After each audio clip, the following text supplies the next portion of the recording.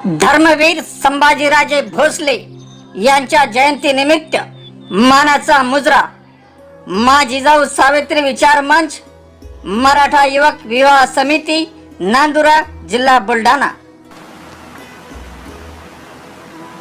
धर्मवीर छत्रपती संभाजीराजे भोसले यांची आज जयंती 14 मे 1657 रोजी पुरंदर इथं त्यांचा जन्म झाला। हिंदवी स्वराज्याचे ते दुसरे छत्रपती। वडील छत्रपती शिवाजी महाराज यांच्याकडून त्यांना रणांगणावरील मोहिमा आणि राजकारणातले डावपेच यांचं बाळकडू मिळालं होतं। राजकारणातले बारकावे त्यांनी अल्पावधीतच आत्मसात केले।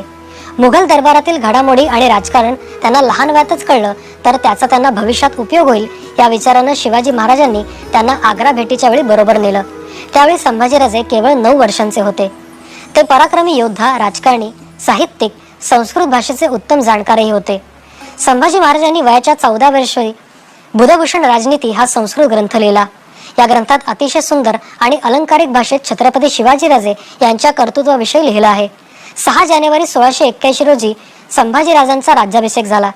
त्यानंतर सलग 9 वर्ष त्यांनी मुघलांसहित पोर्तुगीज आणि सिद्धीशी अविरत झुंज दिली। अफाट मुघल सैन्याशी धैर्यानं आणि असामान्य शौर्यानं लढा देणाऱ्या छत्रपती संभाजी महाराजांना मानाचा मुजरा। धर्मवीर संभाजीराजे भोसले यांच्या जयंती निमित्त मानाचा मुजरा साध्वी सर्वेश्वरीताई शिवालय आश्रम, भवानी शंकर मंदिर, नांदुरा, जिल्हा बुलढाणा। धर्मवीर संभाजीराजे भोसले यांच्या जयंती निमित्त सुश्री साध्वी सर्वेश्वरीताई यांनी संभाजीराजे यांच्या तैलचित्रास पुष्पहार अर्पण करून अभिवादन केले।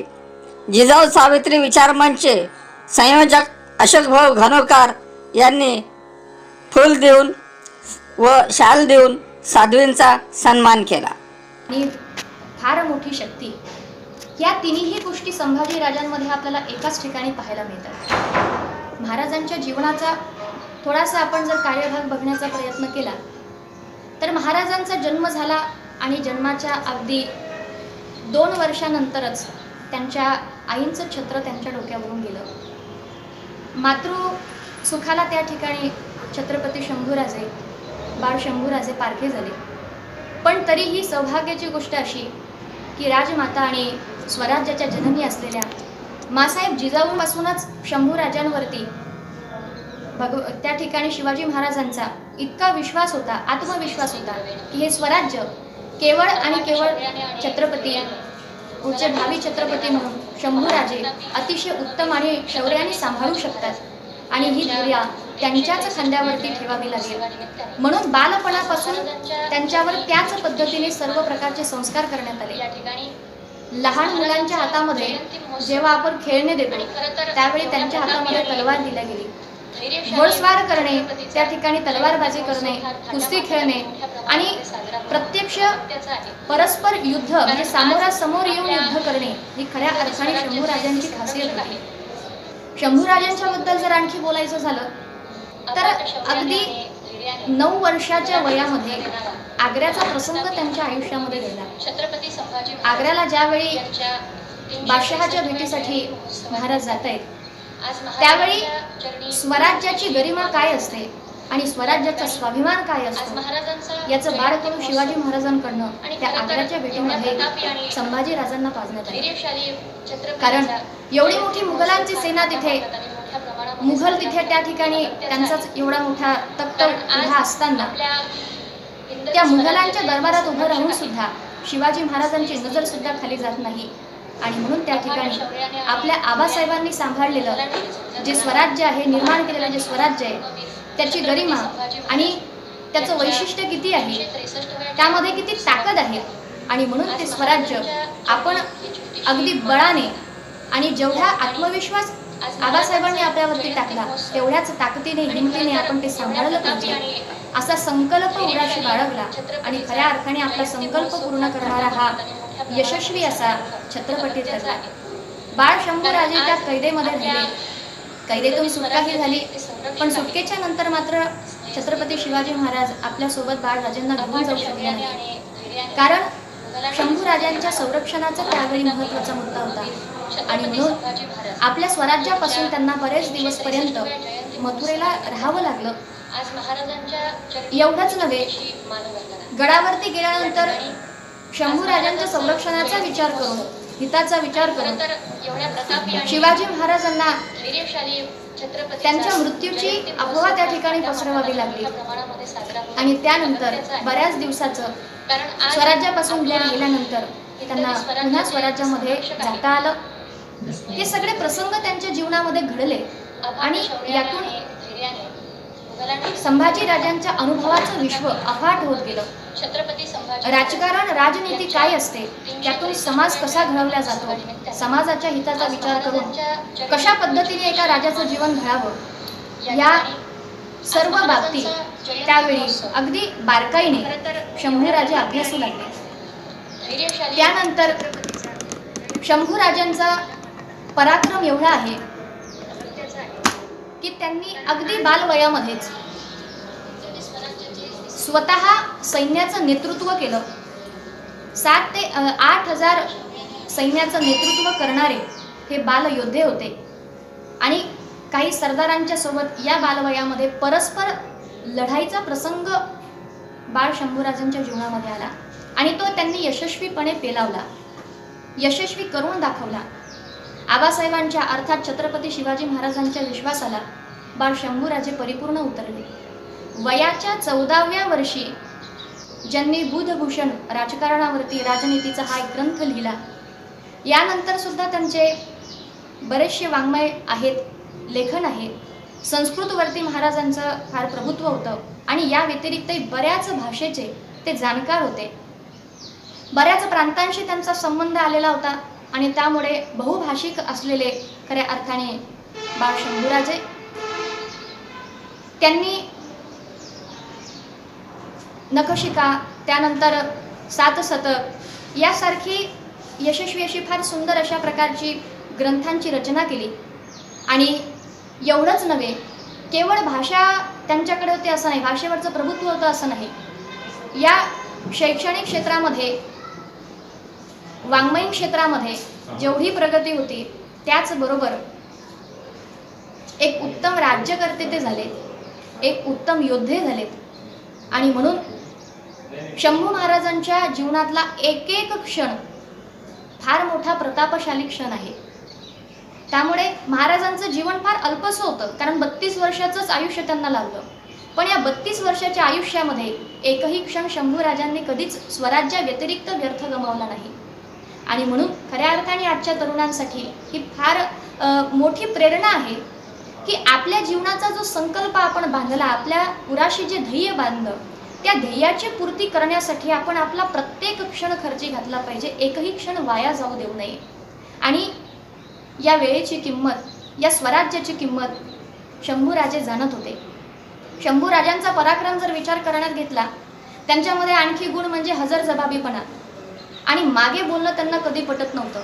जे आहे ते रोखठोक समोर बोलायचे, त्यामुळे अनेक त्यांच्या स्वराज्यामध्ये सुद्धा शत्रू निर्माण झाले. ज्यावेळी मिर्झा राजा जयसिंगाबरोबर शिवाजी महाराजांनी तह केला, त्या तहाची पूर्तता व्हावी, ते पूर्तता होईपर्यंत शंभूराजांना त्यांच्या ओलीत ठेवण्यात आले होते.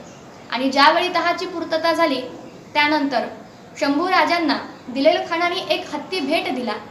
आणि ज्यावेळी शंभूराजे जाण्यासाठी निघाले त्यावेळी दिलेल खानाने विचारलं की आता दख्खनपर्यंत तुम्ही हा हत्ती कसा घेऊन जाल. त्यावेळी शंभूराजांनी फार सुंदर उत्तर दिलं. शंभूराजे म्हणतात, हा हत्ती तर आम्ही कसाही घेऊन जाऊ, पण आम्ही याचा विचार करतो आहोत की आमच्या आबासाहेबांनी जे गड दिले ते परत कसे मिळवता येतील.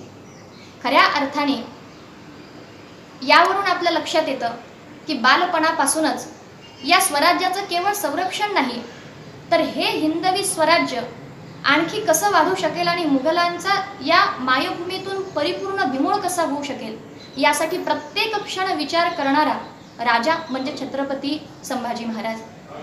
असे अनेक प्रसंग महाराजांच्या जीवनामध्ये येतात. अवघ्या 32 वर्षाच्या आयुष्यामध्ये 120 लढाया करणारे संभाजी महाराज, आणि विशेष म्हणजे एकही लढाई ते पराभूत झाले नाही. एवढा मोठा पराक्रम त्यांचा.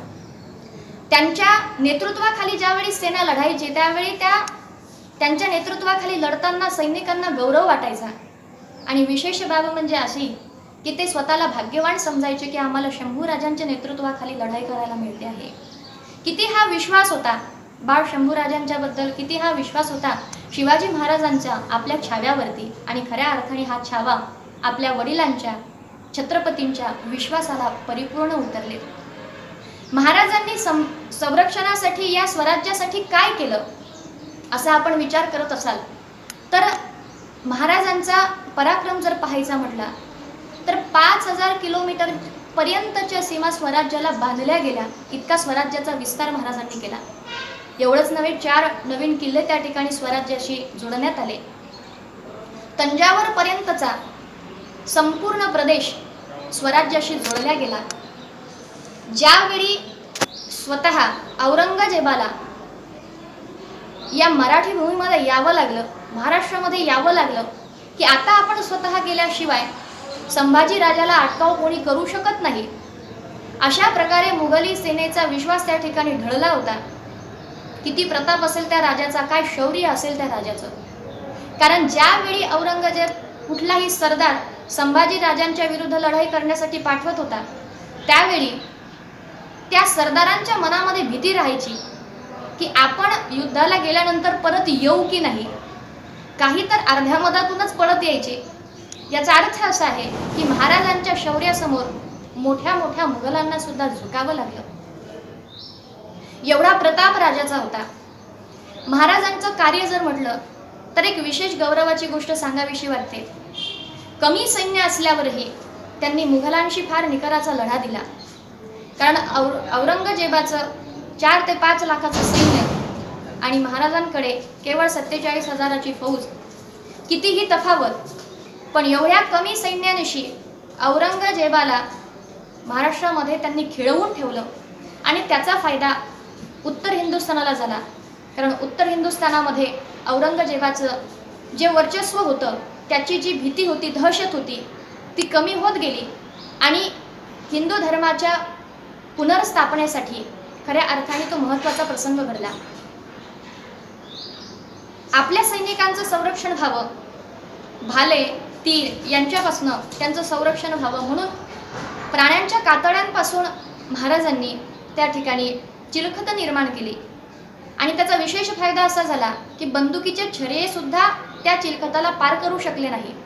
म्हणून हे म्हणणे अतिशयोक्ती होणार नाही की बुलेट प्रूफ जॅकेटचा जनक म्हणूनही महाराजांचा उल्लेख करायला काही हरकत नाही. एवढंच नव्हे, जंजिराच्या लढ्याची ज्यावेळी मोहीम महाराजांनी हातामध्ये घेतली त्यावेळी समुद्रामध्ये, त्या खाडीमध्ये जवळजवळ 750 मीटरची त्या ठिकाणी त्या खाडीवरती पूल बांधण्याचं कार्य महाराजांनी केलं. जी वस्तू हातात येईल त्या वस्तू त्यांनी पाण्यामध्ये टाकल्यात. एक आहे की ती पूर्ण यशस्वी होऊ शकली नाही, परंतु प्रयत्न करणे मात्र माणसाने सोडू नये.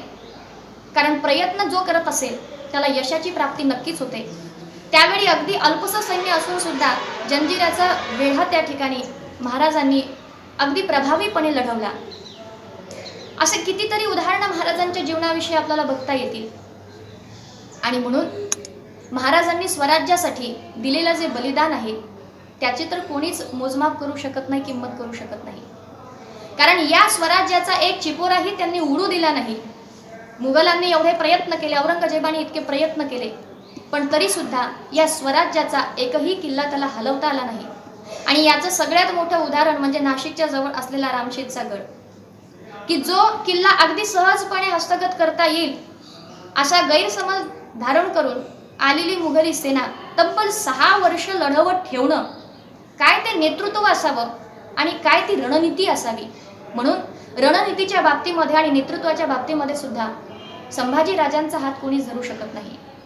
असे अनेक प्रसंग संभाजी महाराजांच्या जीवनातले आहेत.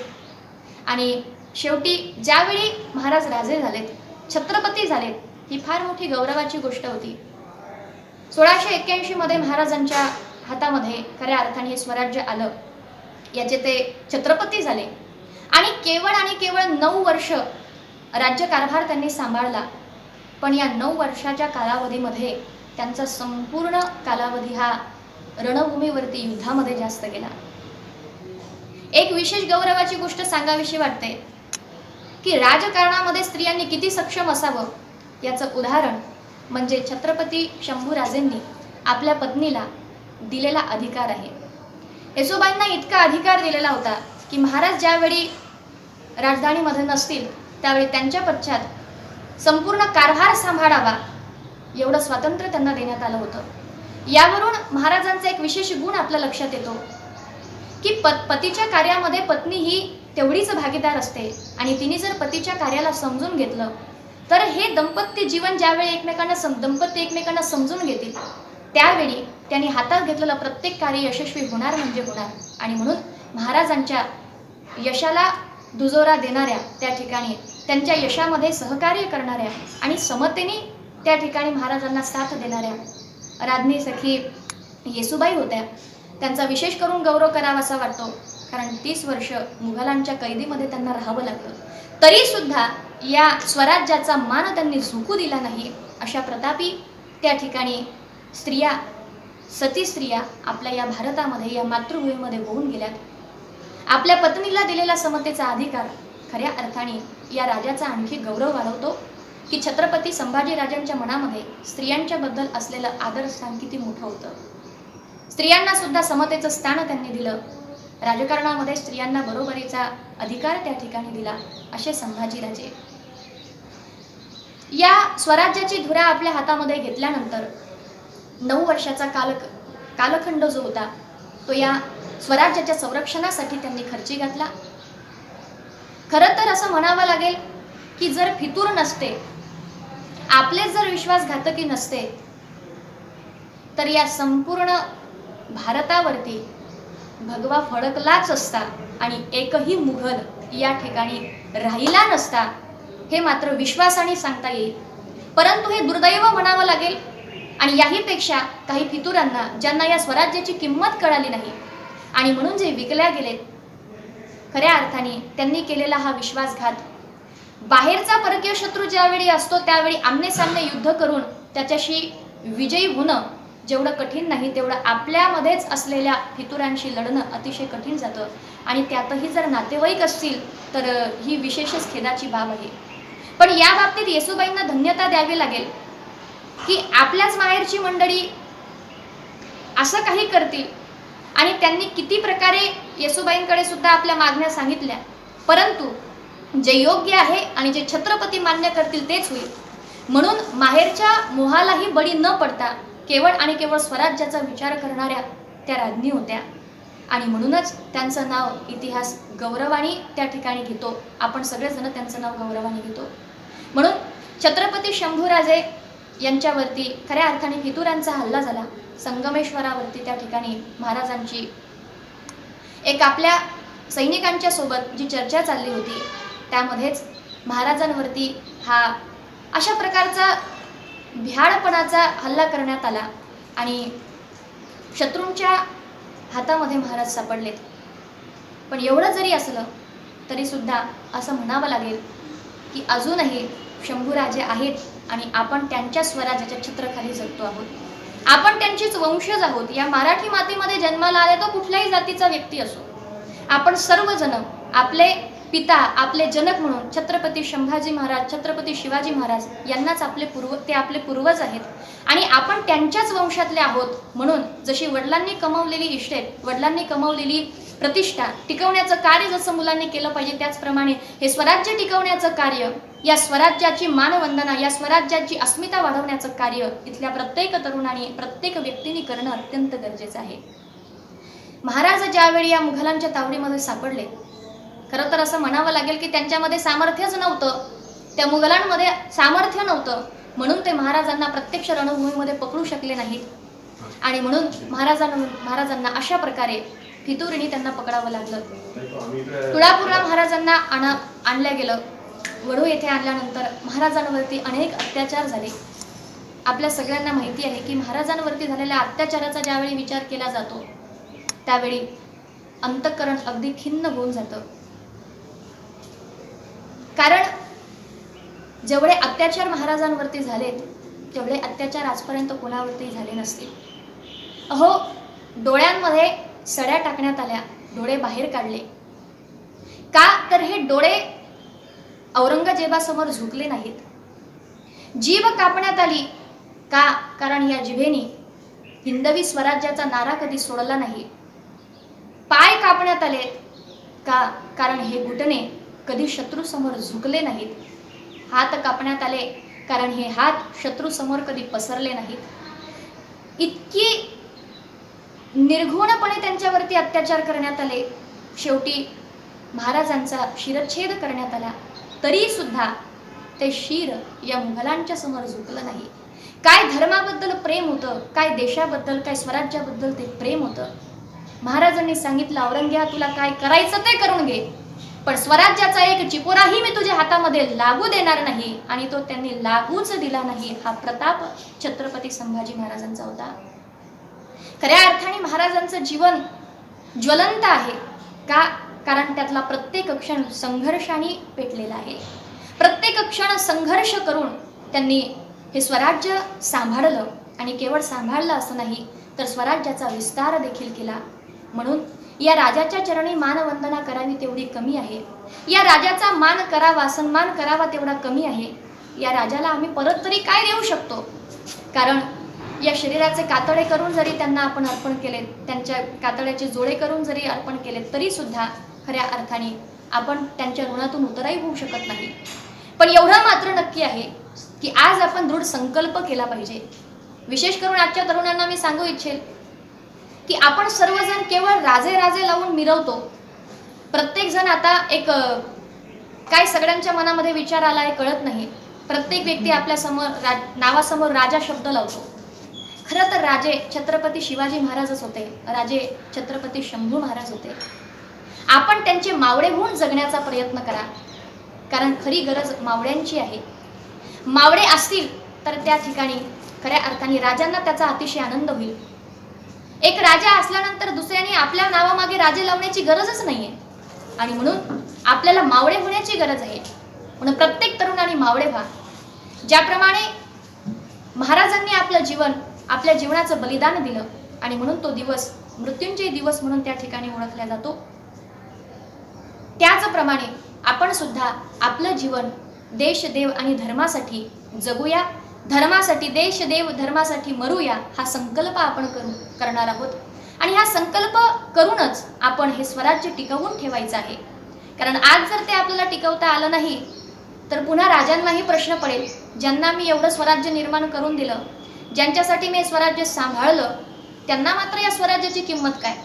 आणि जी गोष्ट आपल्याला प्राप्त आहे त्याची किंमत करत नाही, ती गोष्ट मग आपल्याजवळ जास्त काळ टिकत नाही. म्हणून हे स्वराज्य टिकवायचं असेल, मराठी अस्मिता टिकवायची असेल, तर आज आपण सगळ्यांनी एकत्रित होऊन आपल्या या हिंदवी स्वराज्याच्या संरक्षणाचा प्रण घेणं अत्यंत गरजेचं आहे.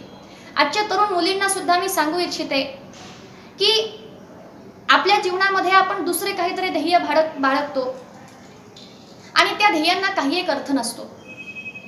खरं तर छोट्या छोट्या गोष्टीसाठी आपण आपलं जीवन संपवण्याचा विचार करतो.